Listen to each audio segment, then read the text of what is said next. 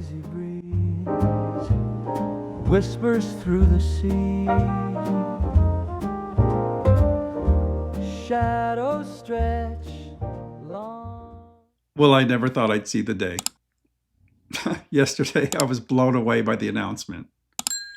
In my social media feeds, in my email, I saw that Blue Note, Tone Poet, is making a bold move and moving beyond their usual jazz reissues to give us an all-analog mono reissue of Frank Sinatra's classic Torch album, In the Wee Small Hours, released in 1955. This is significant for a number of reasons. I thought the door was closed on this subject. I really didn't think we would ever see all-analog reissues of the Sinatra material again. But here we are. One of the reasons is because Capitol is under the same umbrella as Blue Note.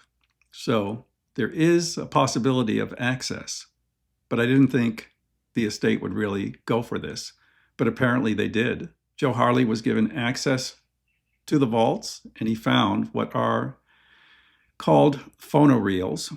They are the original elements, and they haven't been touched in decades. From these elements, he created a cutting master, which was sent to Kevin Gray at Cohearent to do this all-analog mono reissue done in Tone Poet style. That means we're going to see this beautiful, iconic artwork in a glossy Stoughton gatefold, which I'm very excited about as well. This album's also significant because it's widely considered to be the first concept album. It revolves around a collection of songs of a theme. So in this case, the theme is loneliness and heartbreak. That may sound sad to you, but trust me, this is a work of art, a work of vocal art and of arranging as well. This record also marks the first collaboration with Nelson Riddle, a collaboration that would prove fruitful over several albums, including this follow-up, Only the Lonely, one of my favorites. Nelson's arrangements add color and emotion to the proceedings, gently supporting the meaning of the songs and giving punctuation and emphasis where necessary. But it's really all about Frank's voice and interpretations. Frank was at the perfect age to do this. His voice had matured.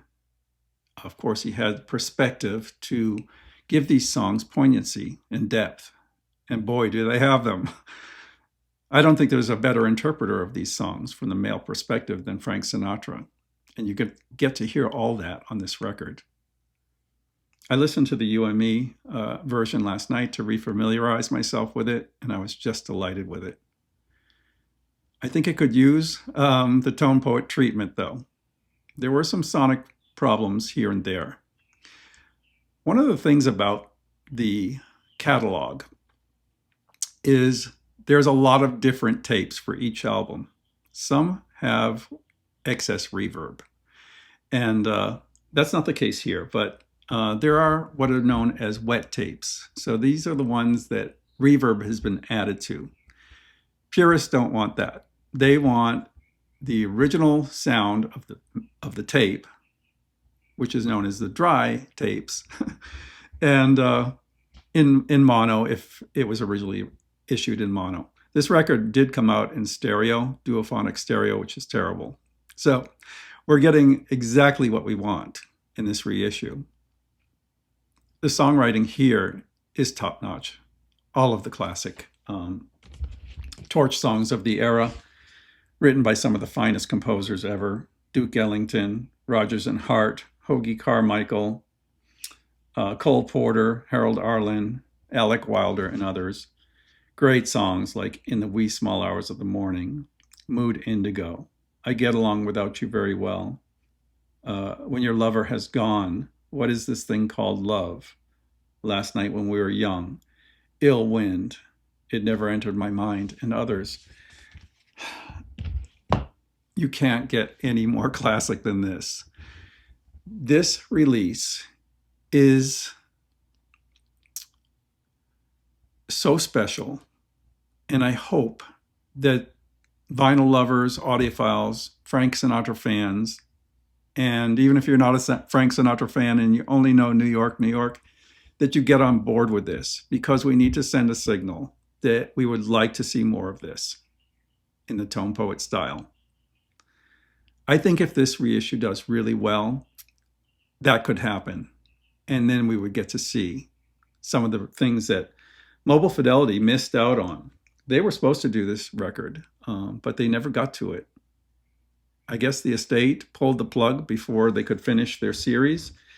And we got a lot of nice ones. We got Only the Lonely. We got Sinatra at the Sands, Swinging Session, Point of No Return. But I think this is going to be something very, very special. And I hope that you'll support it. And I hope that it'll continue.